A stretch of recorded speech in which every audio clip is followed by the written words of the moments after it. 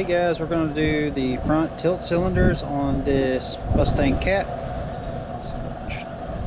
tire loader. Should be a 236B. Just got these cylinders rebuilt from DPS here in Beaumont, Texas area.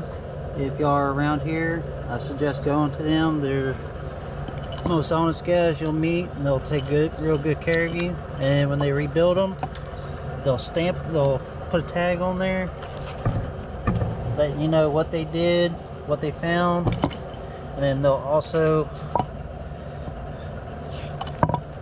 I guess they missed one. Normally they stamp them whenever they rebuild them. This one had the stamp on it. They stamp it and put the date on it whenever it got built and a serial number, so the way if you ever bring it back to them, they know they were the last ones to touch it.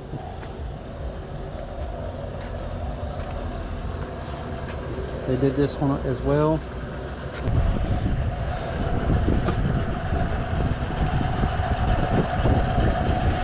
Look real good. I'm gonna go ahead and get these put on and then show y'all the end result. Whenever y'all doing cylinders, hydraulic cylinders, just be careful, because right now I do not have any cylinders on this whatsoever. All I got is this block of wood. That's all I had at the time, and I'm pretty sure there's going to be a bunch of y'all out there screaming at me, but that's all I had at the time. So far it's held for over a week. I was on vacation, and then the week that they were done sitting at the shop, so about 2 weeks now. So it's held up for 2 weeks. I think we're safe. Get to work and then show y'all the end result.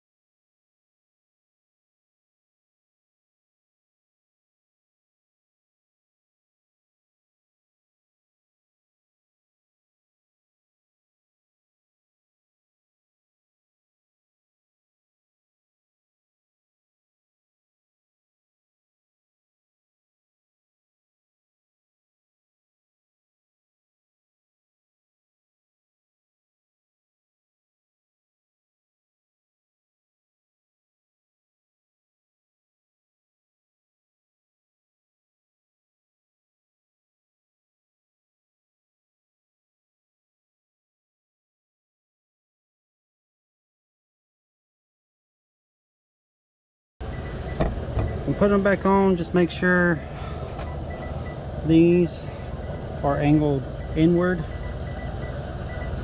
and then these are on the inside of your bucket,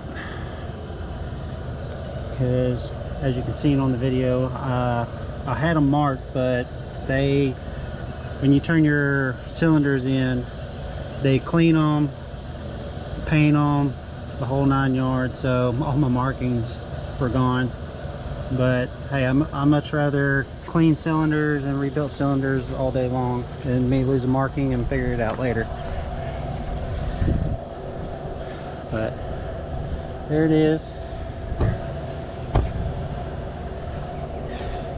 All I got left to do is I already tightened the bolts for your pins. All I got left is put the grease fittings here and here, and then grease those pins up. Put the main cylinders in for your arms, and on each side, and then we can bleed the system, and then this sucker will be good as far as hydraulics. Came in for injectors, but then found a laundry list of stuff, and he said go ahead and fix it because he wanted it right. He bought this thing 20 years ago and hasn't really, you know, done really much maintenance wise since he got it, but he's taking the time to do it now, so might as well get it right before we send it back to him.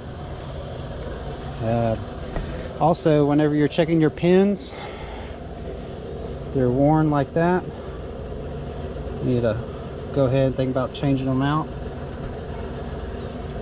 One of these actually had a hairline crack in it. If I can find out which one it was. I think it was this one, if I'm not mistaken. Make that right there. Was the crack in it. So this one, that was a crack, or that was a crack. But either way, it needed to be changed out. And then I just got to fix this line here. They kind of jury-rigged the line here. So we're going to do it right. Put the hard line back in place. Change the hydraulic filter. And I think that's pretty much it with this unit. And we'll get it back to them. Alright guys, appreciate it. Until next time. Remember to like, share, subscribe, all that fancy stuff. And I will put DPS's link in my video, so that way in case y'all are around my area, y'all can find them and see what they're about. And they have a website, so you can look them up as well. And that's pretty much it. I appreciate it guys. Thanks.